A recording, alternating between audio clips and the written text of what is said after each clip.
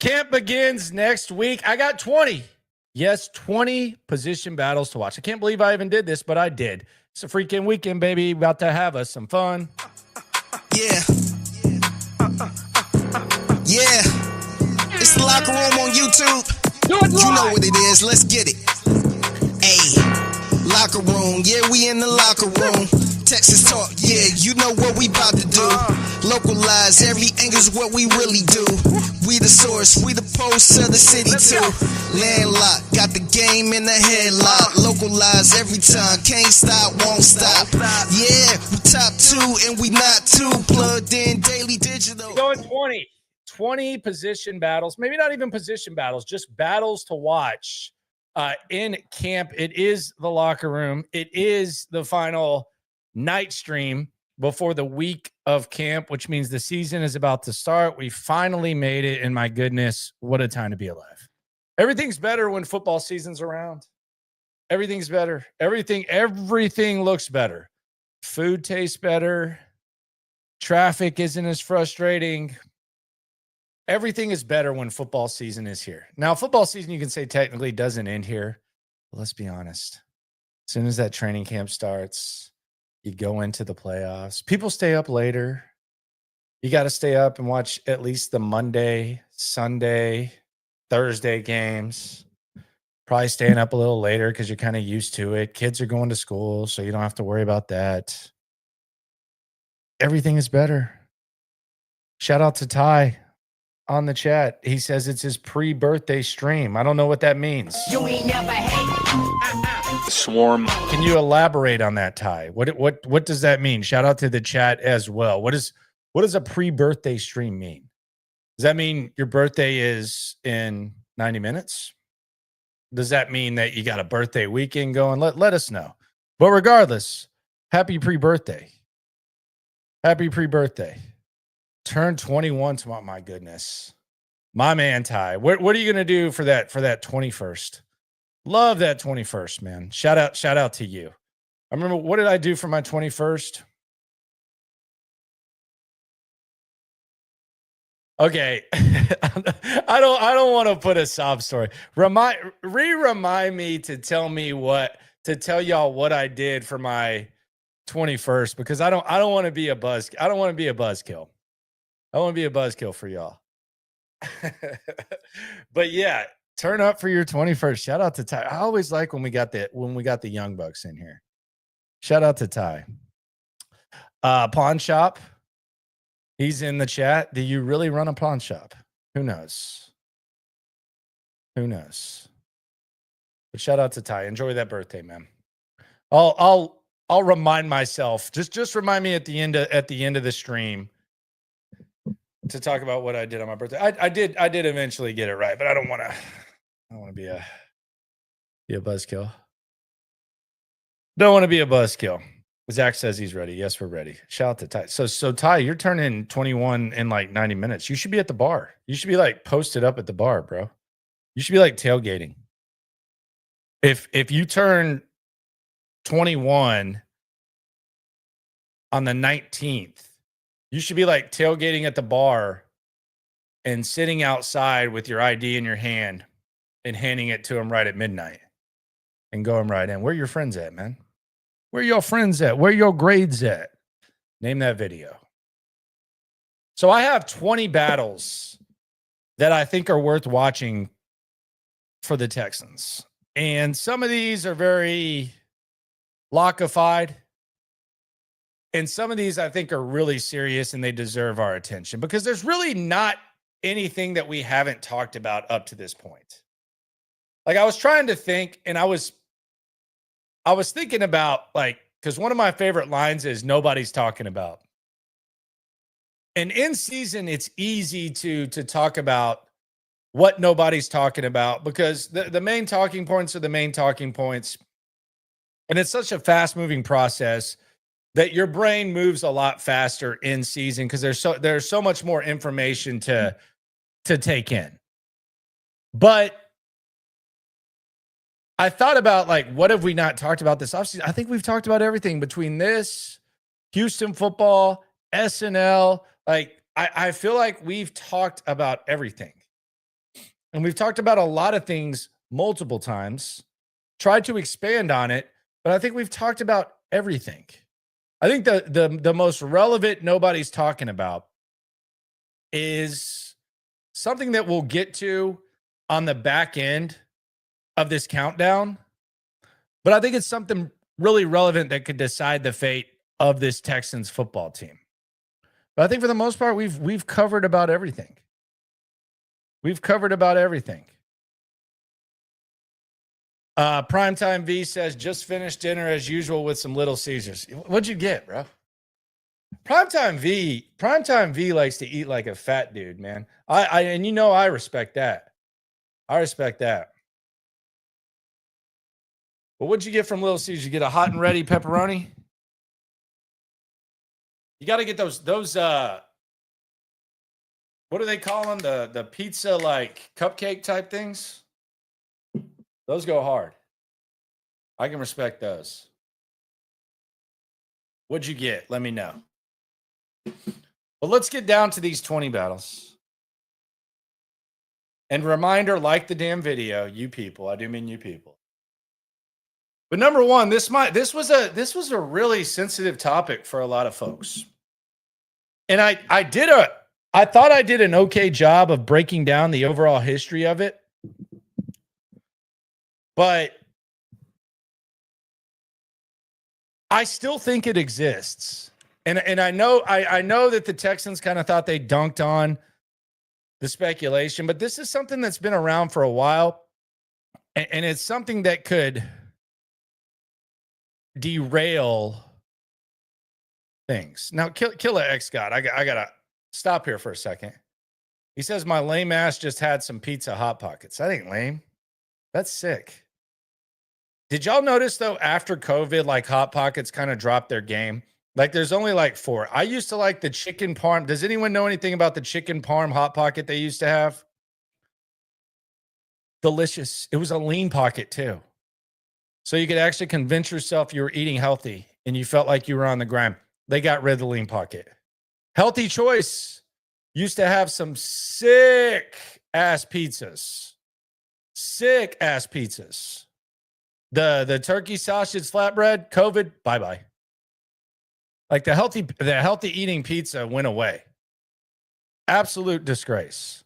Primetime V says he's 6'5", 230, gotta eat. And Primetime, I'm not gonna try to call you out. That didn't look like an updated profile pic there. You're catfishing chicks, man. I love Primetime V. That ain't 6'5", 230 right there, my man. You're disappointing folks. I love you. I'm 6'6", 240.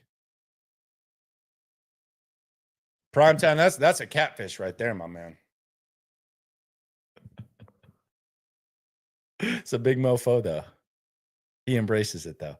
Pizza rolls over Hot Pockets. I mean, I guess in a group, but like if I'm just sitting down, I want the Hot Pockets. Primetime got just the pepperoni and all that. Mr. High, shout out to you. Shout out to you. That says 300. I don't know. I'm just messing with Primetime V. But I'm just gonna say it. Battle number 1, the most important battle for the Texans. You can get mad at me. CJ Stroud versus his shoulder. This battle's been going on since his first start at Ohio State. He had to miss a start. He talked about his supernatural healing. We broke this down on the channel. He was a game time decision his rookie year, his first home start. He went out there. He did his thing. We've seen him holding his shoulder at different times.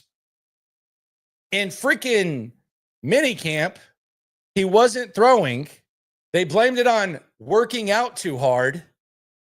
I'm not saying this is like something that we should be concerned about, but it's something you got to keep an eye on. Because it's been around since he started. It doesn't get easier with the shoulder, especially with the quarterback. So I'm always going to be worried about CJ Stroud's shoulder until proven otherwise. It's been a thing every year that he's been in the league. And I think that's what he was talking about last year when he was talking about being banged up. So yes, it was great to see him throw. And he looked damn good throwing the football, as he always does. But I'm still worried about the shoulder. I'm keeping a close eye on the shoulder. Very close eye on the shoulder. I worked out too hard, so I had to sit out a mini camp for a while. I've never seen that. I think we can maybe get to the point, and I actually support this, where CJ Stroud maybe has light days on Wednesdays. They did that with Tony Romo on the back end of his career after he had the hurt collarbone. I have no problem with that. The mental reps that CJ got in the offseason were great. Thought they were very valuable. Still worried about the shoulder, though. Need to take it easy during the week. Battle number 2. Be sure to like the video. Like the damn video. Got to keep saying that. I think that's a good thing. Battle number 2.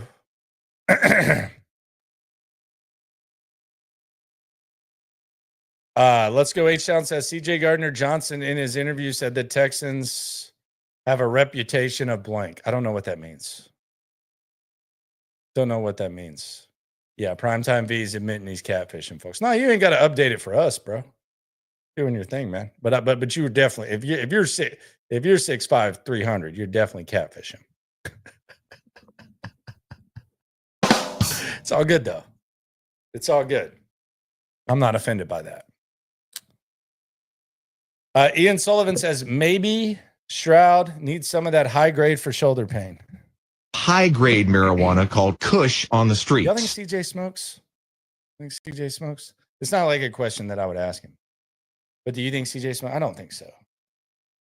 But I don't know. I think to a certain point, most people do these days. But don't know.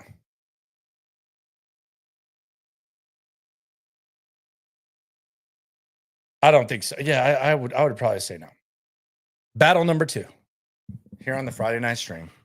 Final stream before the season begins. Man, I'm lucky I'm sitting down right now. I can't stand up because that's how excited I am. Battle number 2, Kaylee versus the ghost of DB. And DB stands for Damn it, Bobby. Damn it, Bobby. That drop still hasn't died. People still love it. But Nick Caley is going to have to be the opposite of Bobby Slowick in a lot of ways. And that's probably a battle that he's going to have to take on. But I would envision that when he was interviewed, the conversation centered around what Bobby Slowick did bad. And I'm sure Nick Caley probably watched tape and had opinions on it. He's going to have to counter that. And I think there could be a number of ways that we see it in camp. I never in my entire time watching Bobby Slowick coach, I make it sound like it was a long time. It was 2 camps. It was 2 camps in 2 seasons. But I never saw Bobby Slowick like cuss anyone out or really like intensely yell at someone. Now, granted, I'm not sitting there spying on Bobby Slowick. I'm not a Slowick fed, but I never really saw it. And Bobby Slowick never led a position group. And you could tell that at a certain point he got over his head. You could also tell that he put guys in bad situations and didn't maximize skill sets. Now, it's one thing. We see it in the real world. Some jackass goes and interviews for a job.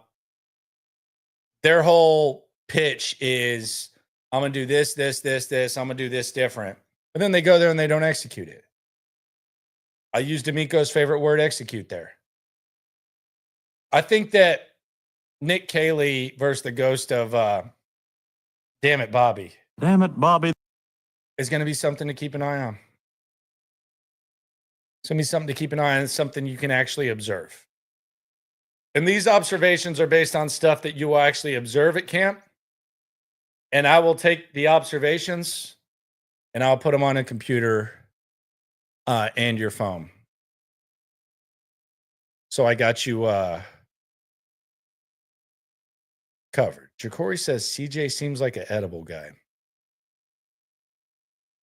I don't know about that. Brandon says CJ smokes the Chargers. Fair. Battle number 3. Throwback Alex Rodriguez. Every offensive line position except, I put center, but every offensive line position except left tackle. There is not a single offensive line position that's set in stone. It's kind of crazy when you think about it. Like it's really kind of nuts because we all know what the reputation is of this offensive line. It's very well deserved. But goodness gracious. You have one guy that you think is going to start. You don't feel awesome about him. It's Cam Robinson. And then after that, you have no idea what these guys are going to look like, what the battles are going to look like. The offensive line is like a mid-card battle royal of old school WWF big men. Every offensive line position. We can go like you got Cam Robinson on the left side. You think he's going to start. Left guard, Laken Tomlinson, you probably think he's going to start, but is he worth a damn? He's getting a little bit older. He starts every damn game. Then at center, Andrews. Like he's never been a productive player in the NFL. Behind him, you got Jared Patterson. Juice Scruggs is holding the bag for them. Right guard, you got Titus Howard. He's been a meh tackle lately. He's tried to be Laramie Tunsil in every way possible, except actually being good at football. And then at right tackle, you have Blake Fisher. Can Blake Fisher beat out Ariante Arsery? Like everything on the offensive line, there's no certainty, and there's battles every damn where. So that's battle number 3, and it's basically just a big ass battle royal. Every offensive line position except left tackle. Battle number 4. Cornerback number 3 to the end of the depth chart. We know Derek Stingley is one of the best of the game.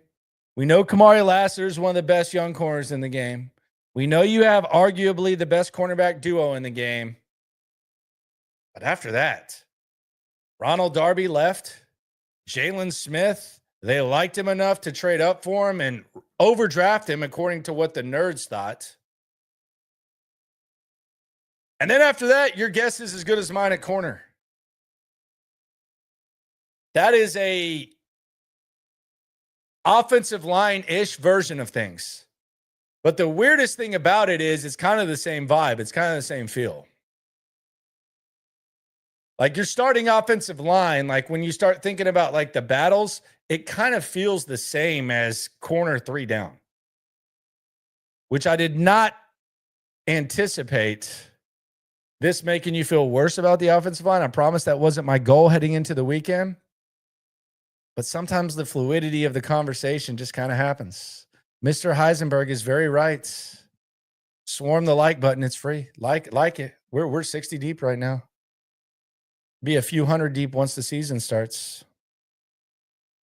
But it's going to be fun. Did Primetime really change his pick? Come on, man. I was just teasing you. He said, I kind of like there's no set in stone competition because the sky will be high. I can't believe you really changed your pick. You're a fool for that, man.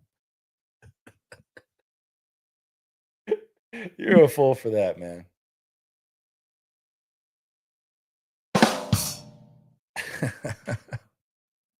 My guy. That Little Caesars, that hot and ready does go in. So that's number 4. Number 5. Man, I got to quit talking about this guy. I'm surprised that not as many people are there with me. I feel like I'm kind of on my own damn island. And I don't mind being on my own island. I don't mind being a loner. Like it's like I call going to the movies alone LeBroning, because I guess LeBron James, one of his old hobbies was like going to the movies solo. I still like doing that. Like if my wife doesn't want to see the movie, I'll go to the movies. Get the tub of popcorn, sneak in the peanut M&Ms. That's the principle of the whole thing. Like you sneak in the peanut M&Ms. Sometimes you might sneak in a Chipotle burrito in the pocket if you want, but you sneak in the peanut M&Ms, you dip them in the popcorn. You'll still pay for the soda because it's kind of fountain, and I kind of like that vibe. But I don't mind going solo to the movies, and I don't mind being alone on the Christian Harris bandwagon. I'm fine with it. I'll just treat it like me going and watching a movie that no one else wants to see. I'm surprised by it. But I'm alone. But the reason I'm alone is because of battle number 5, Christian Harris versus injuries. I know he's got to stay healthy, but he produces. I feel like there's more. This is sad. This is what's sad about this. You're not dependent on Christian Harris at all. You're not dependent on him. I feel like, and this might be a straw man, I might be wrong. I feel like there's more John Mechie truthers out there than there are Christian Harris believers that he can maybe put together a good season this year. What motivates people the most? What motivates fools? When do you randomly see fools just go crazy? Just overperform what they've been, what they do. When do you see that the most in real life? When money's on the line. This is a make or break situation for Christian Harris. Last year heading into camp, we were talking about who's going to be the next one to get an extension? Who's going to be the first one to get an extension? He was the most commonly mentioned guy. And I'm almost mad at D'Amico Ryans for making him look soft last year. Because what D'Amico did is he made fans think Christian Harris is soft. That's what D'Amico did. I gave him 3 opportunities to just say, hey, he's a long ways away. I laid it on a tee for him, man. I'm not a newsbreaker, but I laid it on a tee for D'Amico. He even joked about, you ask me about Christian every day. Yeah, I'm trying to help you help him, my friend. I'm trying to help you help him. And y'all who watched me on the stream, I told you Christian Harris ain't coming back anytime soon. Despite what D'Amico was saying. And what D'Amico was saying made people think that he was. So now, the reason that I think people aren't buying into Christian Harris, and I'm not asking for a lot from Christian Harris. I'm not expecting Christian Harris to be some all-pro. But what we saw at the end of 2023 was real when he's on the field. And if the Texans would have just come out and said, Christian Harris is very hurt, he may have had a surgery.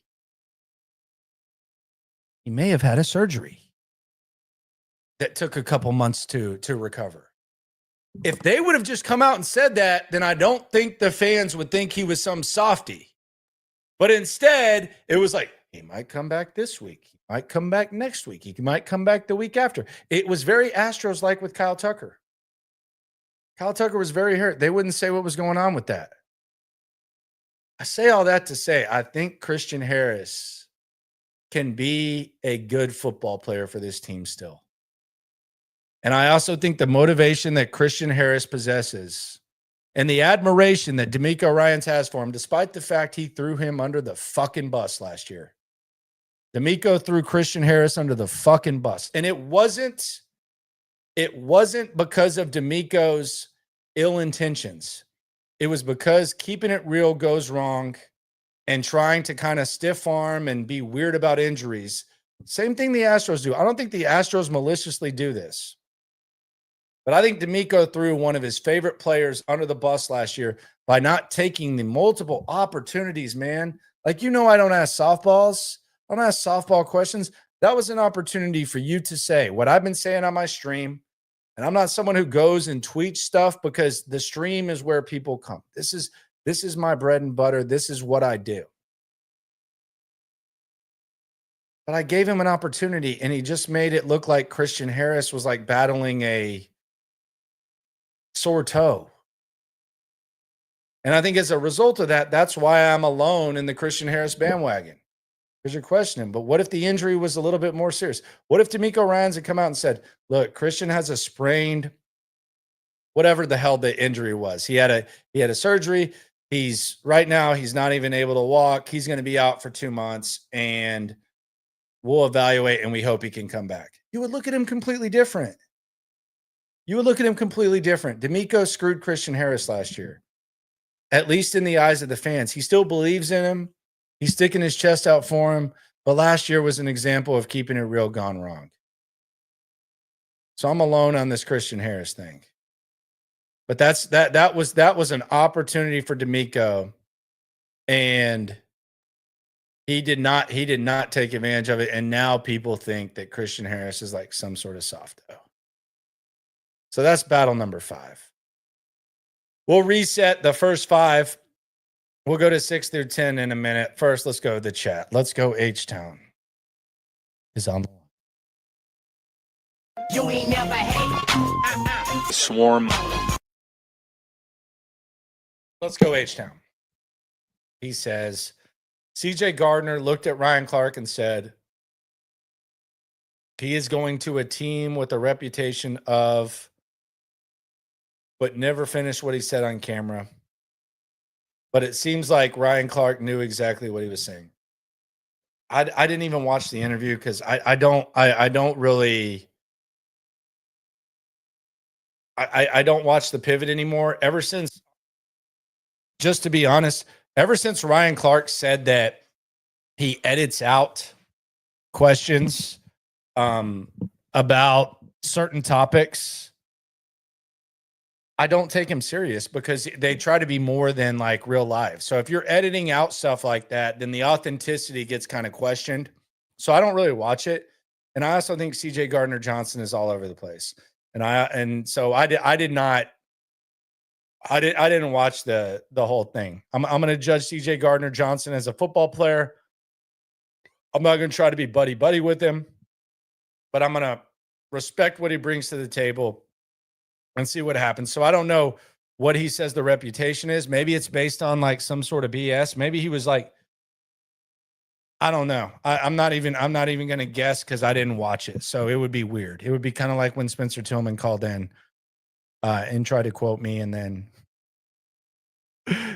said that he didn't actually watch. But I think he actually did though. Knuckles says you're alone in thinking it made him look soft, in my opinion. They made it weird, no question, though. I don't know what that means. It feels like you're talking out of both ends.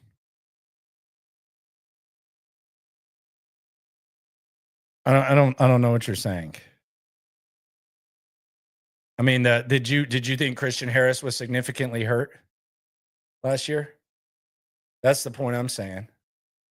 I think we would look at Christian Harris completely different if we weren't basically put on a week-to-week watch by D'Amico Ryans. So I don't think I'm alone on that. I think it's the overall mindset. Would you look at Christian Harris different if they said he had a significant injury last year and he was going to be out for 2 months? No, I think it would be better. Instead, we had no idea when he was going to be back. So I'm not alone at all. I was there. I tried to lay out the softball. Who in God's creation called him a softie? I don't think they call him a softie. I just think there's like some sort of thought that he just can't get on a football field because of the way that whole thing went down. I don't know who in God's creation called him that. I just that's how I think that it looked at. Like, just come out and say, "Hey, he's really hurt." What's the negative on that? Instead, like, let's not meat ride the coach all the time. Let's not meat ride the coach. Let's just look at it this way. Why would you not come out and say he's really hurt? What is that like? What is the point of that? That's like weird paranoia. It might be a Caserio thing. And I don't expect D'Amico Ryans to be honest with us all the time at the podium. I really don't. I don't get offended by lies. I don't get offended. But I want you to lie with a purpose. So tell me, like, what the benefit is of coming out and not saying that Christian Harris is hurt. There's no way he's going to play football in the next 2 months, and we'll reevaluate him, but we still like what he brings to the table, and we'll revisit that. Because the other thing is, when he came back, people expected him to make some sort of impact. We didn't even know what his injury was. Like, have you ever seen Sean McVay go to a podium, or Sean Payton at times? Like, when they go to a podium, they'll lay out the whole injury report. Because it's actually more player friendly to do that than to not say that. So just tell me, like, if you're going to push back and say that didn't that didn't make it a little bit weird. If you think there's a chance he's going to come back in 1 week, 2 weeks, or whatever, but it ends up being months when he was actually more hurt, tell me how that doesn't make him look bad. Like, don't lean towards the athlete and the coach. I'm here for you every day. I ain't going nowhere. Some of these players are going to go away. I'm here for you every day. So instead of just leaning there, and I'm a D'Amico guy. I like D'Amico. Again, I think his intentions are good. But tell me how that helps him by not coming out and saying that he's really hurt. He's really hurt. He's really, really hurt. How does that help the player? Doesn't make sense. Doesn't make sense. And I don't think it wasn't a soft tissue injury. That's the point. It wasn't a soft tissue injury. That Christian got hurt. We'll figure it out. We hope that he's going to be back late season, but he's a big part of our things. He's a big part of our plans. It's keeping it real goes wrong. It's good intentions. But they got to reevaluate that. Astros do the same thing. Trey of Texas says, Harris soft ? Nah, but I definitely think he's injury prone. Does anyone actually think he'll put in a full season without missing a game due to general soreness? It wasn't general soreness. This is my point, okay? Like, going back to this is my point. It wasn't general soreness. He was seriously injured. If you listen and watch this stream, I knew that. I gave D'Amico a chance to tell people who don't watch this stream, and a lot of people take D'Amico's word over this stream.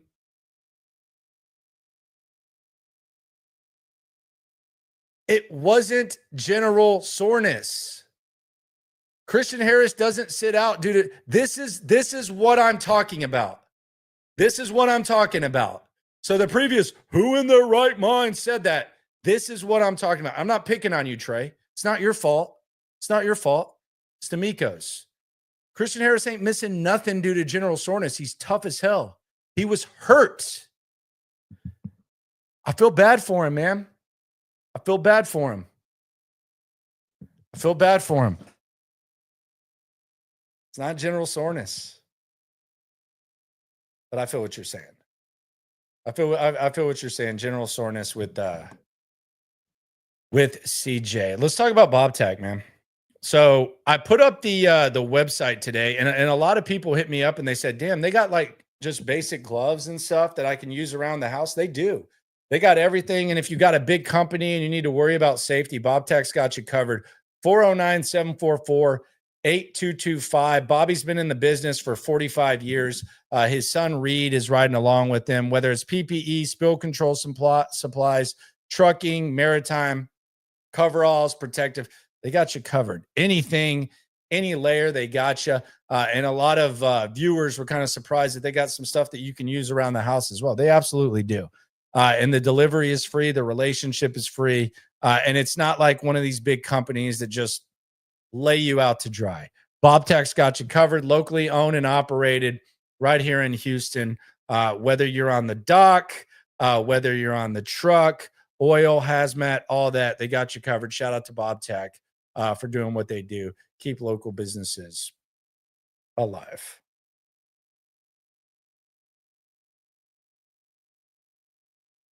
Next battle. God, Christian Harris got me fired up.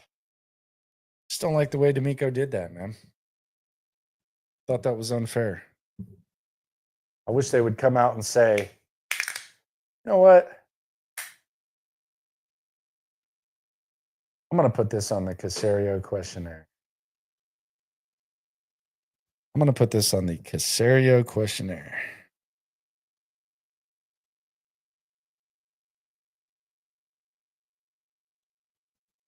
Maybe he'll change his ways. Who knows?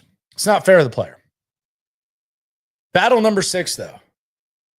Wide receiver number 6 and maybe wide receiver number 5. Maybe wide receiver number 5, but definitely wide receiver number 6.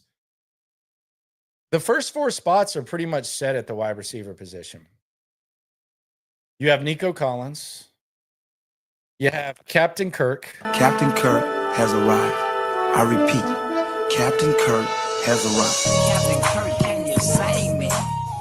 Captain Kirk, I wanna have your baby. Then you have the 2 Iowa State guys. And I think Watson's safe at 5.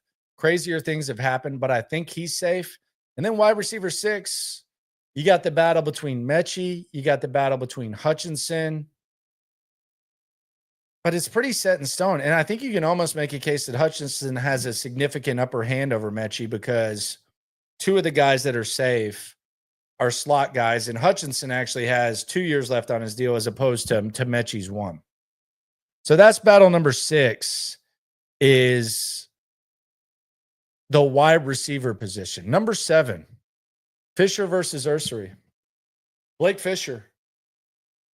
Seems like people have pretty decent opinions about Blake Fisher. I don't think anyone really thinks that he's good. And it's kind of an awkward situation when you talk about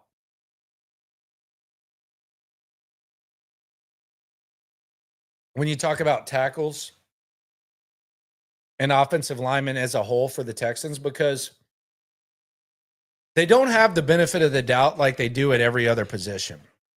Like at pretty much every other position, you kind of trust Caserio and D'Amico. Like you trust D'Amico. Like anytime D'Amico likes a defensive player, you trust. I mean, like you trust it. You trust it. Like he knows what he's doing. Like the return on investment on the defense is nice. They do pretty good at wide receiver too. Anywhere else, they handle their business. But with the offensive linemen, it's a lot different because the return on investment has been ass. And you also have what you've seen from Blake Fisher, which hasn't been awesome. I guess there's been some good moments. I don't know. I would say his best play was recovering a fumble last year that Tunsil probably wouldn't have recovered because he's not Swarm. You ain't never hate. Swarm. But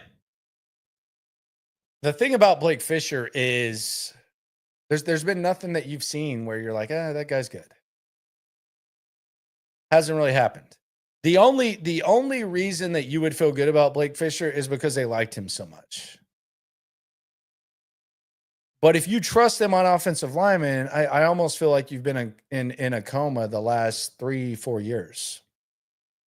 Maybe it's blind faith, but that's the only thing. Like they drafted him when they were already paying 2 tackles, and they drafted him before a handful of tackles went 10 picks later. And there's been nothing that we've seen. So as far as actual performance and actual tangible proof, we haven't seen anything from Blake Fisher that makes you feel good about him. The only reason you feel good about him is because they obviously felt good about him last year, but they obviously suck when it comes to offensive line evaluation. Then you have Ariante Ursery. Now, it was a different OC. It's a different offensive line coach, but they liked Ariante Ursery to the point where there's a report that Nick Caserio was willing to give up damn near way too much to get him, and they ended up trading up and getting him and giving up less. And as a result, we're still able to get Jalen Knoll and I think Woody Marks. So Fisher versus Ursery on the right side will be an interesting battle. And I think it directly connects with battle number 8, which is the Caserio 50-50 theory at tackle and wide receiver.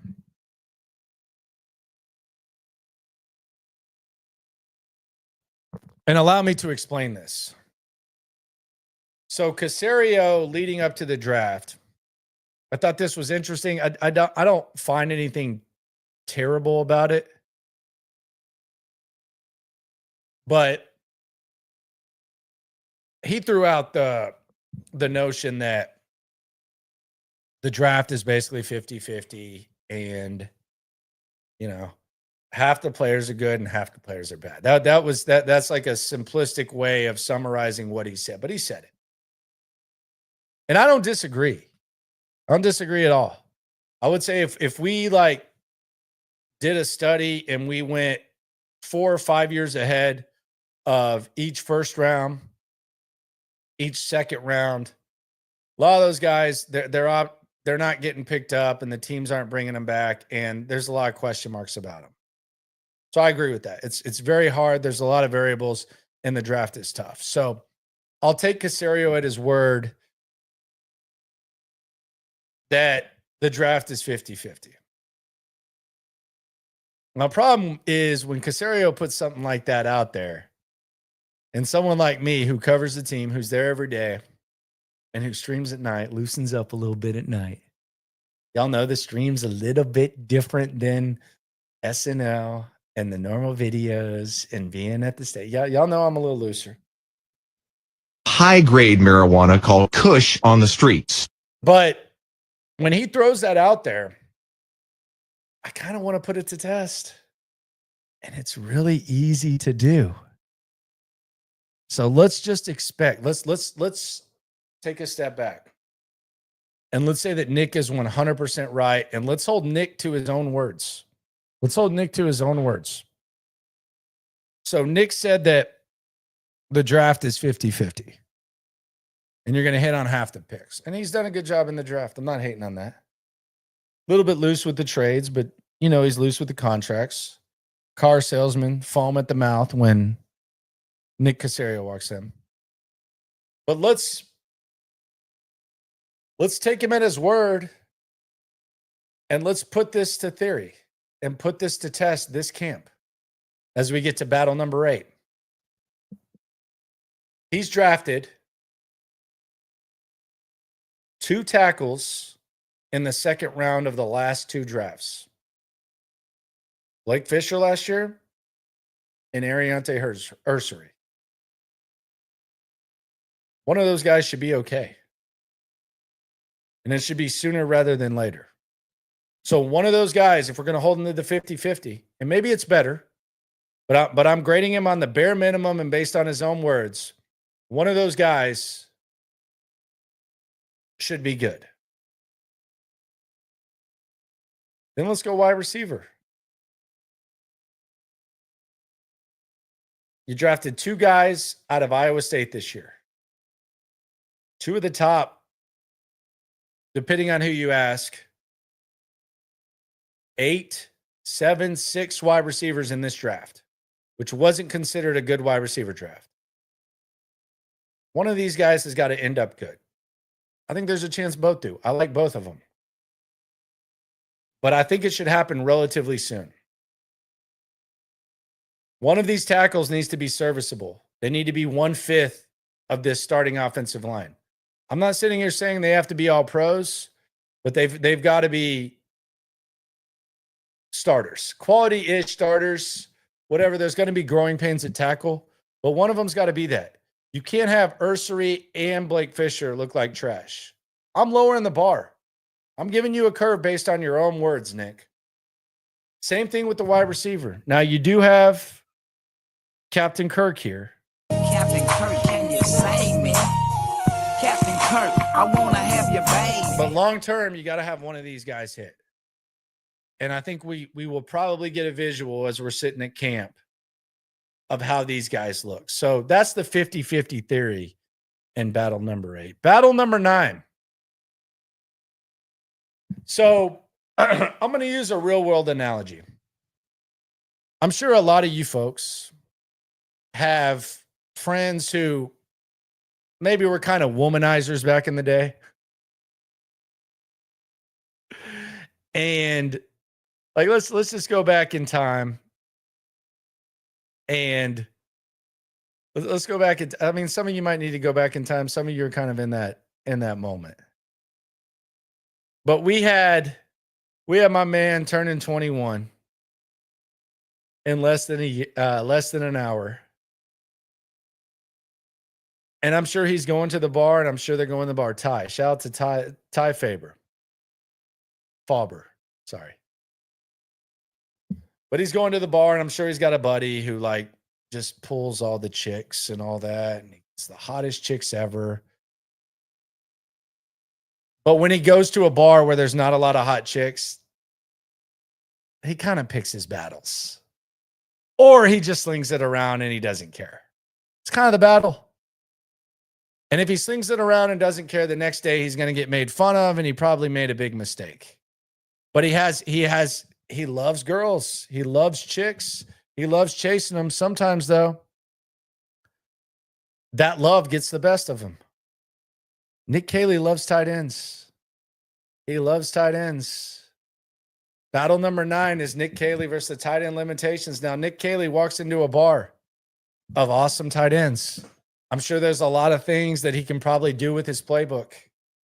But he's not walking into a bar of dime pieces when it comes to the tight ends on this Texans team. It's a very limited position, and there were limited resources when it came to picking these tight ends. Dalton Schultz, one of the most overpaid tight ends in the league right now. I love him.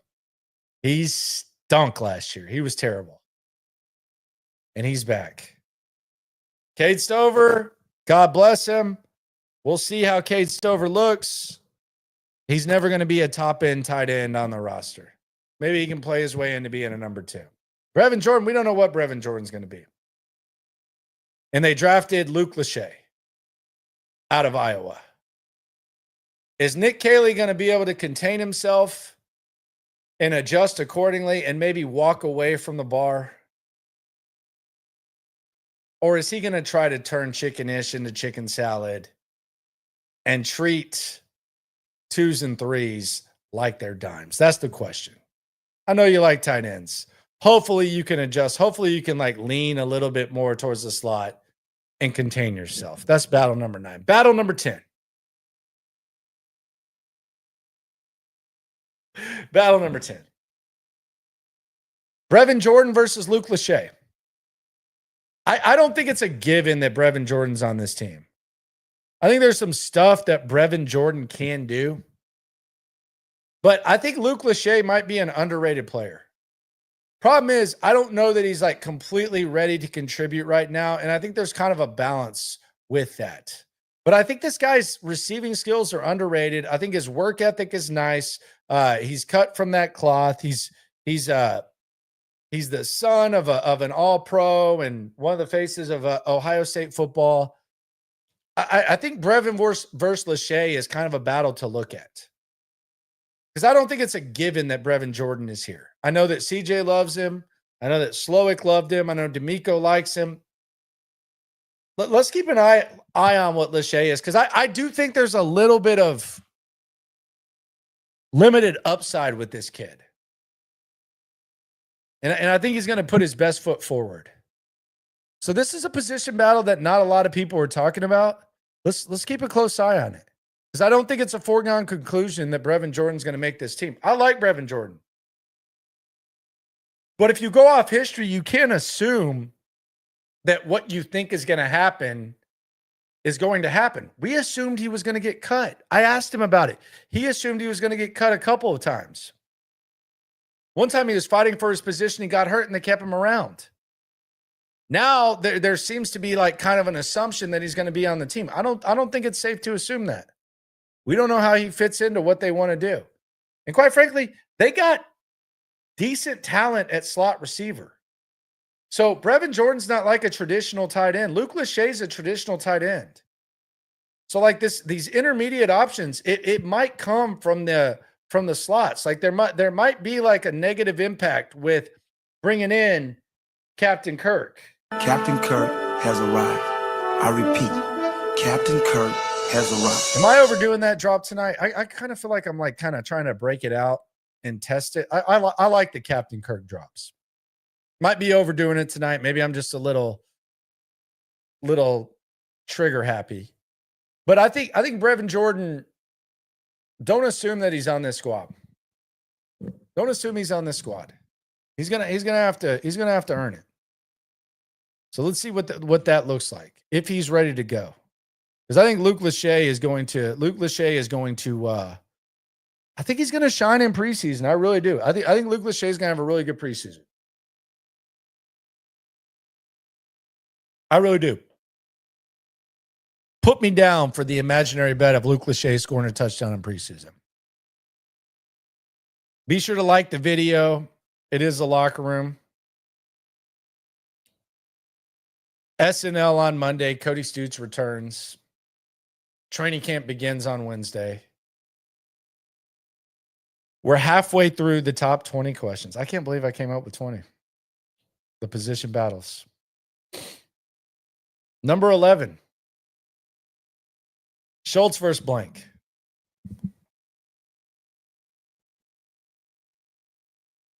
Dalton Schultz was terrible last year. The question is, was he hurt? Was it age? Was it systematic? Was it a combination of everything? Was it 2 out of 3? What was it? He did look a little quicker in offseason activities. He's definitely not going to be asked to do what he was asked to do last year, but is Dalton Schultz ready to go?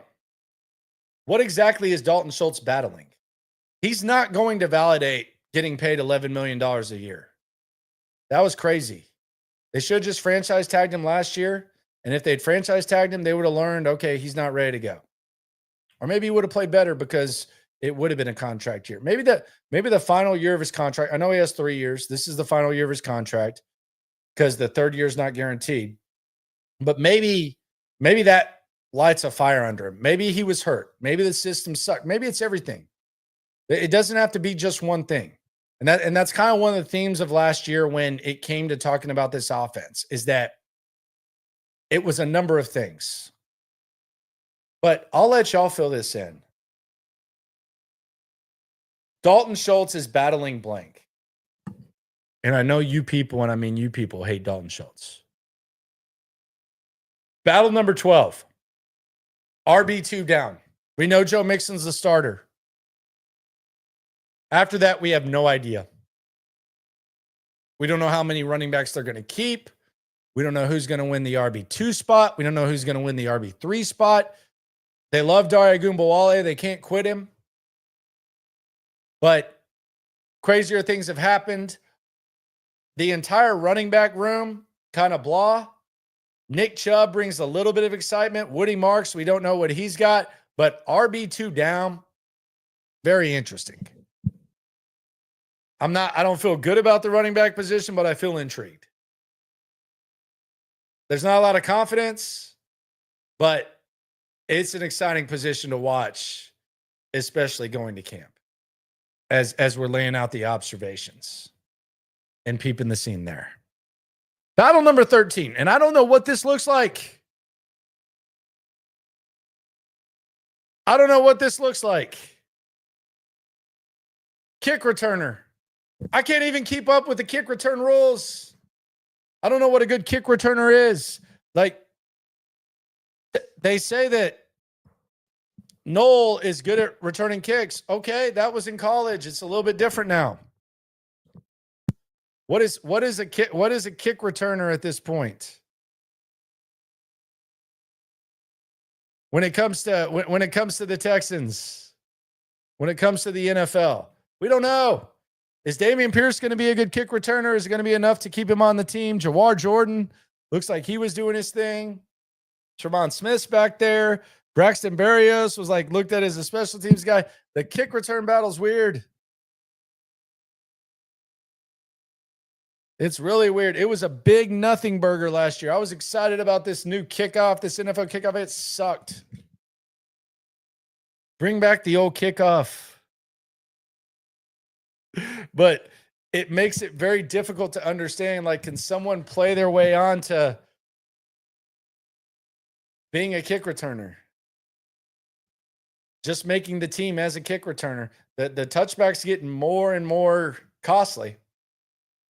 So maybe it becomes important, but what does it look like in the format?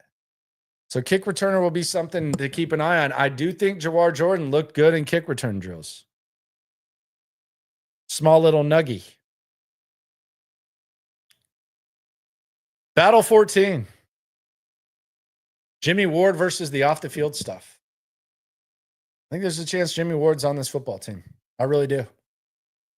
I think there's a good chance Jimmy Ward is on this football team. We've seen a lot of teams go through stuff like this. The problem is in Houston, we're not used to it. But you know what? We're also not used to them kicking the tires on Damon Arnett. If you're willing to kick the tires on Damon Arnett with the stuff that went down with him, and I've broken this down in depth, as in depth as anyone. I mean, a guy who D'Amico thinks the world of, who he's been through, what he's been through, who's a hell of a reserve safety, elite reserve safety. Maybe not an elite starter. Definitely not an elite starter, but an elite reserve safety. If he's ready to go, I could see the Texans just letting him play some football if he's allowed to do so. Now, does the league step in? That's a question. Do the Texans kind of try to fight that? Don't know. I don't think there's going to be like some sort of extreme pushback if they let Jimmy Ward play football and let stuff play out in court. And I'm glad that they're willing to do it. I don't have a strong opinion about the details and stuff with this Jimmy Ward thing. I just know what D'Amico thinks of him. And I know what a lot of other teams do that are more successful. I don't expect football players, the guys that I cover, to like babysit my daughter. So I don't have like a strong take on this, and I don't have enough information to think it's like the worst thing. But I think there's a chance that Jimmy Ward plays football this year. We'll see what the league does. We'll see what they say. But in the past, you would think they would get rid of Jimmy Ward, but they also damn sure ain't bringing in Damon Arnett. I'm looking forward to meeting. I know my boy put in a word for me. And we'll see how it goes. I don't think Damon Arnett makes the team, though. Battle 15. Mertz versus Slovis. So I was glad Mike Meltzer said this the other day, because when the Texans made the pick of Graham Mertz, I kind of rolled my eyes. I think a lot of people rolled their eyes. Because let's just be serious. This dude sucked in college. He was terrible. He got beat out at Wisconsin. He got beat out at Florida. And then they picked him, and like the biggest thing was like he went to some camp or something like that. And then you have Slovis, who was at one point one of the higher recruits. This is deep in the game, but these guys are going to get a lot of reps. We're going to see what happens with Mertz. The knee didn't look good.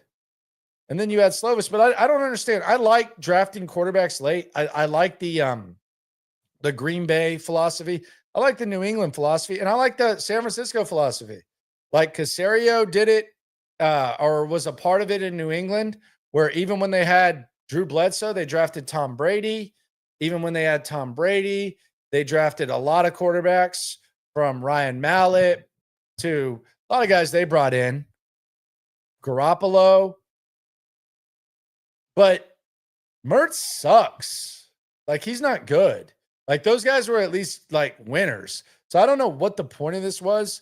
Maybe they see something. It's gonna be interesting. Like, if this guy goes out there and Slovis is like way better than him, because we look at Slovis as kind of like an eye roll. Just being honest, like whenever he's out there, like the joke is that he would be a good neighbor, because if he played football with the kids in the backyard, he wouldn't break the window. But I want to see what this Mertz guy looks like and what the hell they saw in him. And maybe this is a little bit too deep in the sticks, but let's just be honest. He stunk. Like I saw like some folks try to like talk themselves into it, and they said that like Gerard Johnson saw him at a camp or something. Why is Gerard Johnson making draft picks? We'll put that on Gerard. This is y'all's pick. And D'Amico was at a place where they drafted Trey Lance and then drafted Brock Purdy. So they're willing to do that. I want to see what this looks like. Mertz versus Slovis.